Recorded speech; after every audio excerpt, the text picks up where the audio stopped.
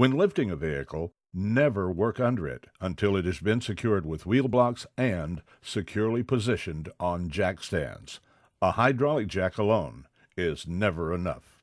Be cautious when working with oils and chemicals. Many are damaging to the groundwater environment and toxic to people and animals. Never drain or pour chemicals into the ground or sewer systems. Local municipalities and counties offer resources for proper disposal. And always remember to wear your safety glasses.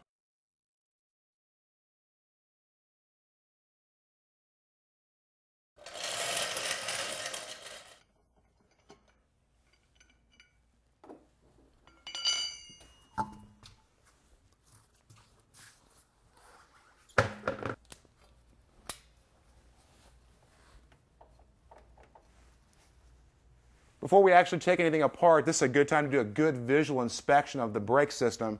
A couple things I'm looking for here. For one, to make sure that the brake's free. Well, right now the transmission's in gear, so I can't turn it a complete revolution, but I can tell that it's free. Something else to look at too is you want to take a good look at the brake hoses. You're going to look to make sure there's no cracks in the hoses. Okay, they look good too. It looks fine. You want to check all the caliper hardware, make sure everything's in place, make sure the caliper is not real loose. Everything looks good. The problem with this van is it has a brake noise. Whenever the brake is applied, there's a noise. At one time or the other, I could tell by looking at the rotor that the disc pads had been replaced, but the rotor wasn't resurfaced. And the bad thing about that is it almost causes like a record effect, and it'll cause the noise. Let's go ahead and take the caliper off, take a good look at the disc pads and see what condition they're in.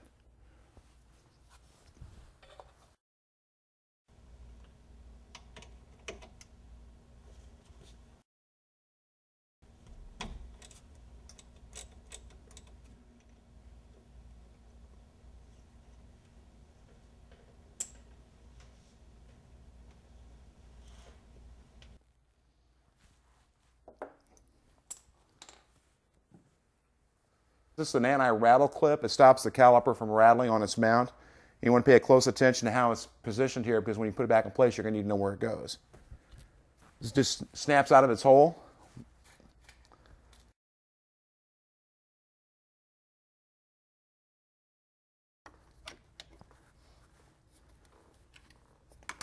There it goes. Right there.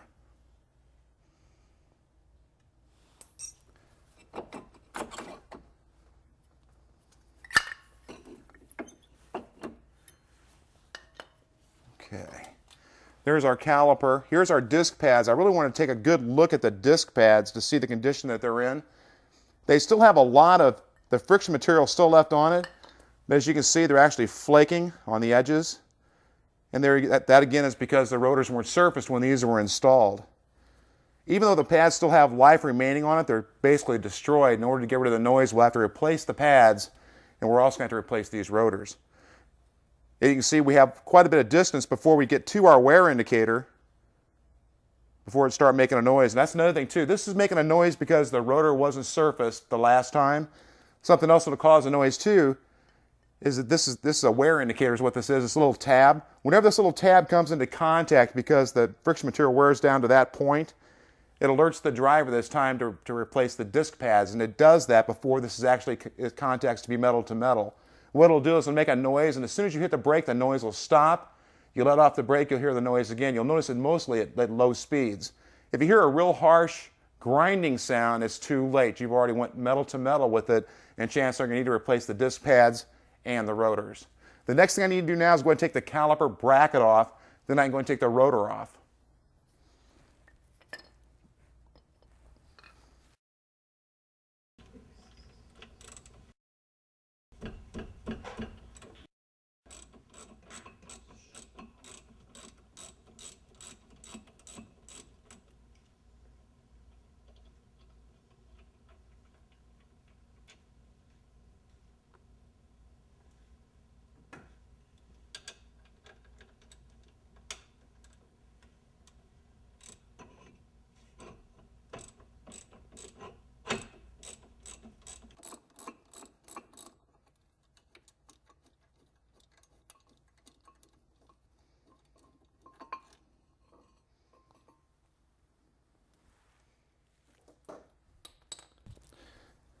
Okay, we've got the caliper bracket off, and one thing we want to look for in the caliper bracket is make sure we don't have excessive wear where the disc pad, you can see where it's been contacting the bracket.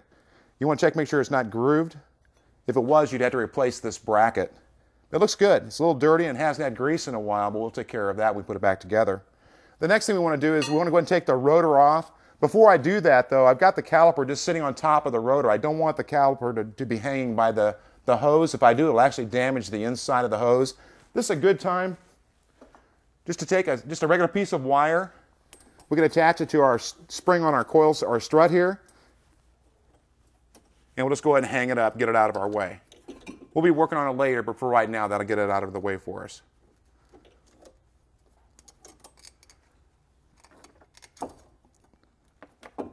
There we are. Now I'm going to take the rotor off, take a good look at it.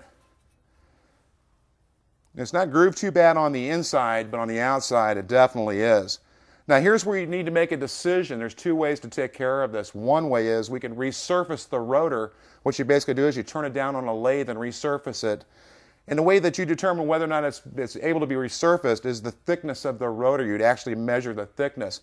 But I'll tell you what, they've almost got to the point now that the price of the replacement rotor is not that much more than the service that it costs to turn it. I know the people that own this vehicle are going to keep it for quite a while. The only thing is, if we resurface this now and then down the road it would need to be resurfaced again, we'd have to throw them away and go ahead and replace the rotors. We're just going to go ahead and replace the rotors now, put the new disc pads on it. We should be good to go. On the caliper, what we need to do to it, let's go ahead and unhook it now. Just leave our hanger handy because we might be putting it right back up on there. Now if you look at this, there's the piston that actually applies against the inboard pad. Before we can put the new pads on here and the new rotors, we need to push the piston back into its bore, and there's a trick about that. Let me get a couple of tools ready and we'll go ahead and push the piston back in.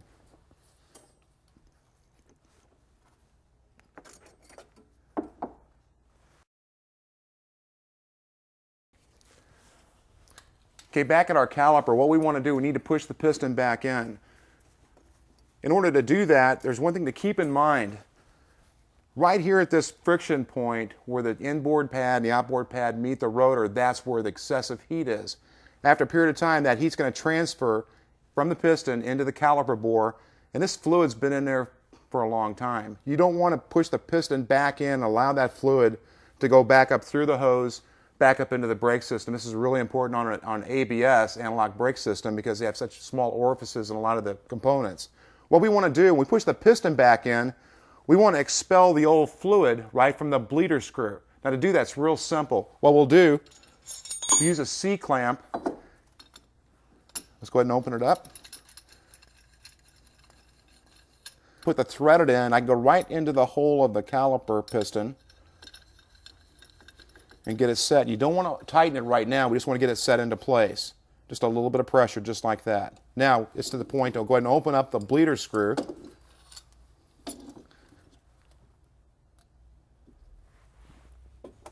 You don't want to open the bleeder screw until the C-clamp's in place, or you could have air enter into the system. Okay, with it open, we're already losing fluid. You want to have a pan to capture it in. And as I compress the piston, you'll even see the color of the fluid is kind of a brownish tint to it. Continue pushing the piston back in.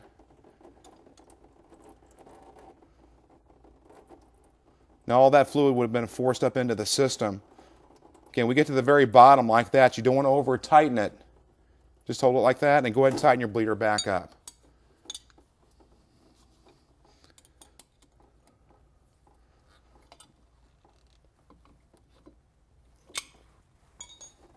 Put the seal back on, the bleeder seal, and we can take our C-clamp off.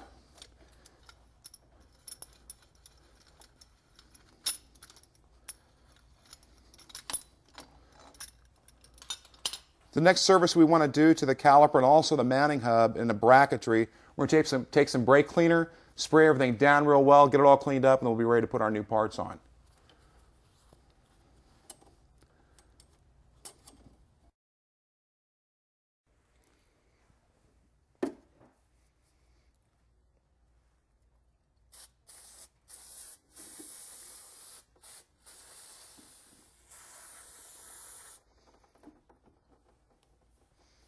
This side's basically ready for the new rotor and the new disc pads. But before we do that though, let's take the other side apart and take a good look at it.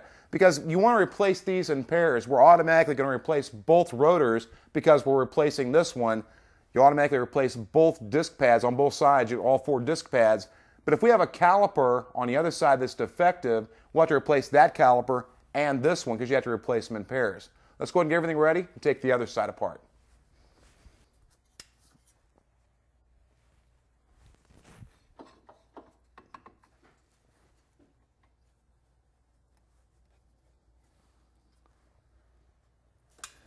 Well, it looks like this side is exactly the same as the other side.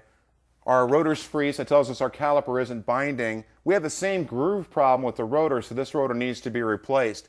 The brake hose looks good, the caliper is secure. One thing I want to mention though while we're here is the rotor. A lot of different vehicles will have different designs, different ways of attaching the rotor to the vehicle, and ours is just a slip fit.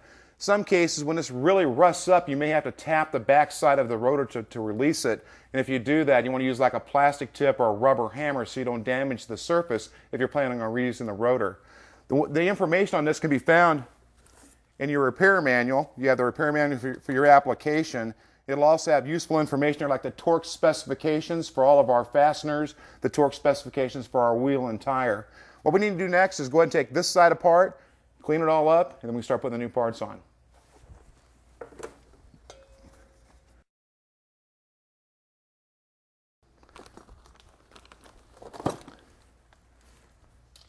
Before we start assembling this, we want to take another good look at our caliper. There's a couple things I want to mention to you. First off, there's a dust seal on the outside of the caliper right here between the piston and the caliper bore. You want to check this seal to make sure it's not ruptured. If it is, you either need to rebuild the caliper or replace it because debris will be allowed to get in there and it could make that caliper hang up, make this brake lock up. The second thing is the caliper attaching hardware. In our case, we have rubber bushings on both of the guide pins. You want to take a good look at those. If they're worn, what will happen is allow the caliper to move. This could be a pop noise that you may hear every time you hit the brake. We're going to go ahead and replace our hardware on this at the same time. It's fairly inexpensive, and by the time between now and the next time we do our brakes on this, they'll probably be worn out. Let's go ahead and talk about our disc pads. Now the disc pads, they've came a long ways. There's a lot of different ways you can go with this. Now this car originally came with a semi-metallic disc pad, just like this. Now if you look at this pad, we have our wear indicator is on the pad, plus we have a shim here. This is to keep the noise down. This is basically to keep the brakes quiet. An alternate choice would be this. This is the new ceramic style disc pad. If you look at the ceramic style compared to the semi-metallic style, they look a lot alike. The biggest difference is in the compound material of the pad itself. The metals used in this pad are a softer metal, so it's quieter. It still has the shim, as the other pad does, but a couple of key advantages to the ceramic. You'll have a better braking power, they're a longer life disc pad, and they're almost zero dust. In this vehicle with it having the chrome wheels on it, that may be a concern to the owner. So we're going to go ahead and install the ceramic pads on this. Well, the next thing we need to do is go ahead and remove our old caliper hardware and install our new hardware and finish putting the rest of the new parts on.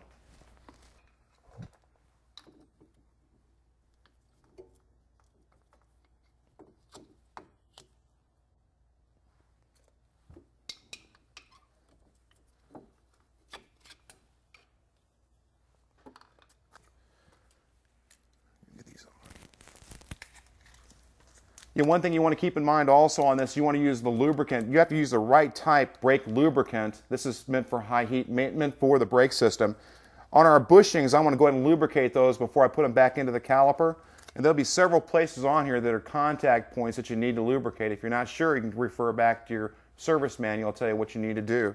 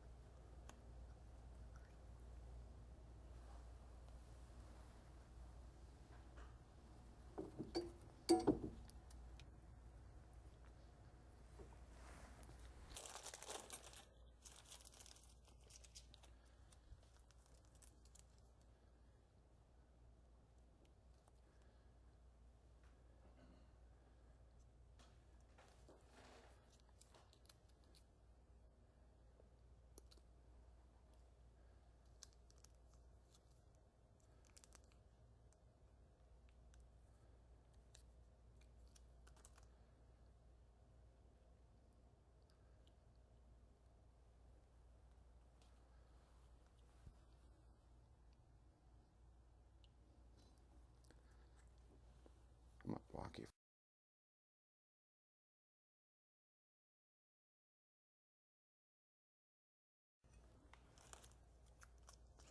It's important to lubricate all those sliding contact points because this is a sliding caliper. If you don't lubricate these areas, what will happen is the caliper won't be allowed to move. And if that happens, what will happen is you'll wear out the inboard pad, but you won't wear out the outboard pad because the caliper will be stationary. So it's real important to locate and to lubricate all of your contact points and your slide points.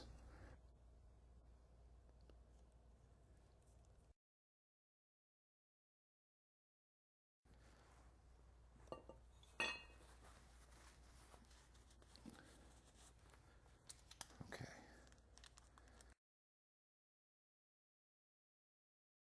We also want to put some lubricant on our disc pads. This is our inboard pad and that's our outboard pad. You can tell by looking at it, there's a visible difference. You can see the retainer where this snaps into the piston on the inboard pad to keep it still. What we want to do is we want to lubricate it on the back side of the pad, on the metal part where the shim is, right where the piston is going to contact it, and then on the front pad, our caliper, we have the two ears of our caliper, so that's a contact point and that's a contact point. So the same thing, we want to apply lubricant onto the shim on both of those areas. There we are, just like that. This is just one more preventative maintenance to guard against any kind of brake noise. One other thing you want to do is you'll make sure you don't get any grease on the pad material. So it's about time I need to wash my hands before going any farther.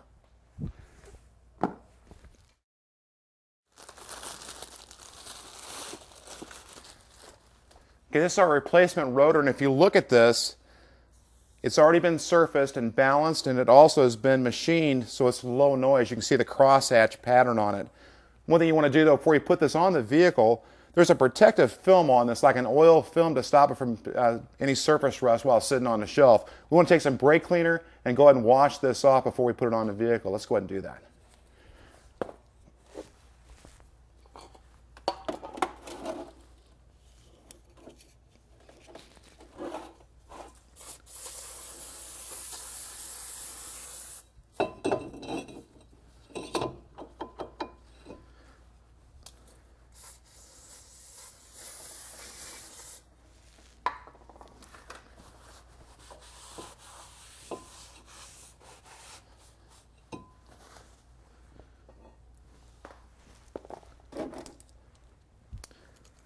Okay, next we want to install our caliper mounting bracket. Now, the bolts on a bracket that actually hold the caliper bracket to the spindle, you want to pay close attention to the threads of the bolt.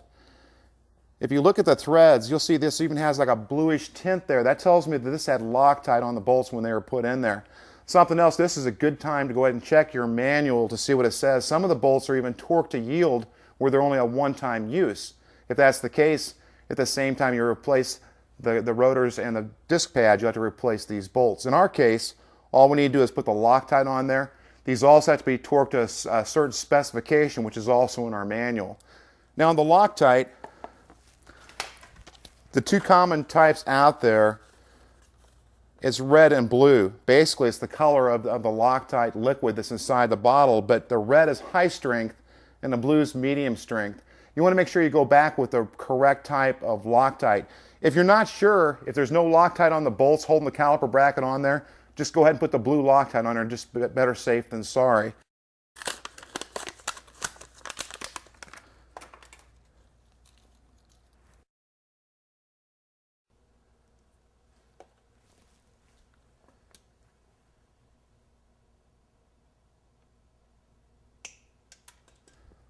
Now when you install the Loctite on the bolts, you need to be careful you don't put a whole lot on there.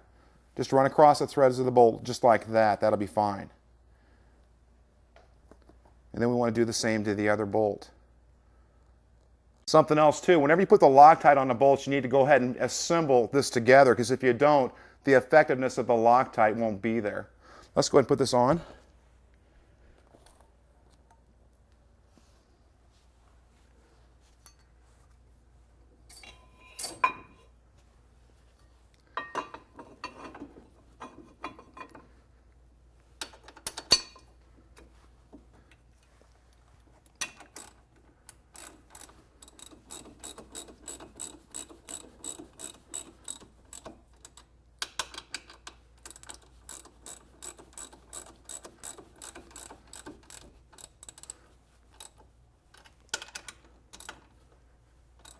Okay, we've got them snugged up, and we're going to go ahead and torque them to specification.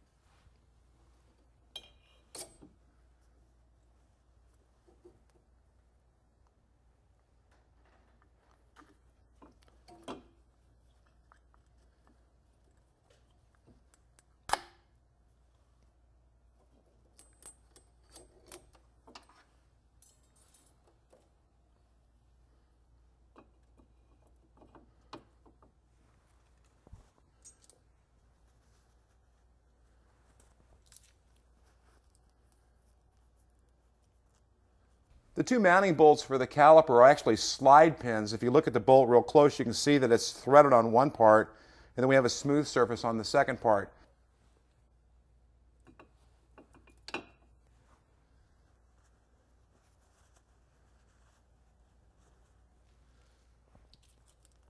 This is also a good time to inspect the pins to make sure there's no wear on it. You shouldn't be able to feel anything with your fingernail when you run it across it. You also want to lube these two areas of the pins. Make sure you don't get any lubricant on the threads though. That's actually going to slide back and forth on the caliper as the disc pads wear.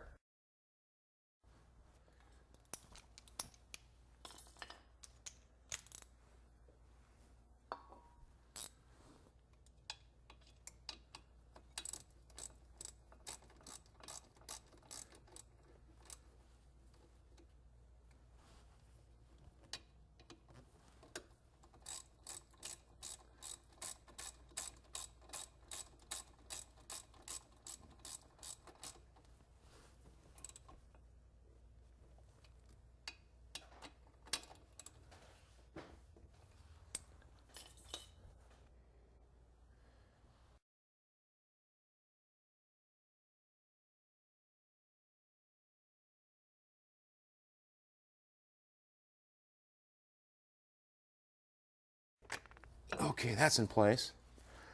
All right, this side's all together. Keep in mind all the slide and contact points. Make sure you use the right type of lubricant and you lubricate them properly. That has to last the life of the disc pads. We've got this side all together. I'll go ahead and put the wheel and tire back on it, and then I'll go to the other side and put that together.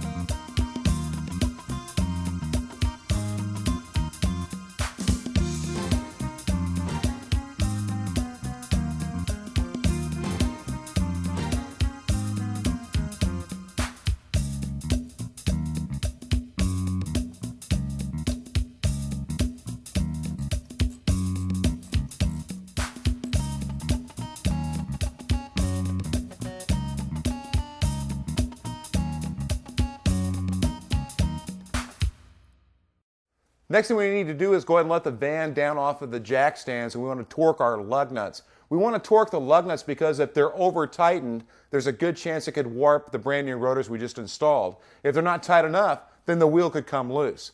So we'll let it down, torque our lug nuts, and then we'll be ready for the rear brakes.